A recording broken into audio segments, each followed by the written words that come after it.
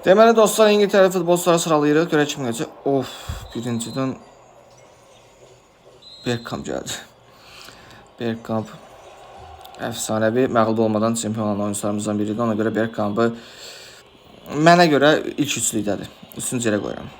Arsenal'a keçirəm, başqa variant yoxdur. Kevin De Bruyne də City ilə əla sezonları olub. Çempionlar Liqası oldu, Premier Liqa. Bergkamp 3-ə qoyduysa Kevin De Bruyne-i 2-yə qoymalıyam məcbur. Çünki ondan daha çox çempionluq var İngiltərədə. Roy Keane də əfsanəvi oyunculardan biridir, amma açığı çox izləməmişəm Roy Keane. Ona görə 7-yə qoyuram. O da hörmət əlaməti olaraq. Wayne Rooney də əfsanəvi oyunculardandır. 1-ə qoya bilmərəm, amma 5-ə qoya bilərəm Rooney-ni. Thierry Henry mənə görə bir nömrədir. Kim nə deyirdisin, Thierry Henry mənə görə bir nömrədir. Ashley Cole da əla oyuncudur. Arsenalda oynayıb, Chelsea'də 9-cu yerə qoya bilərəm.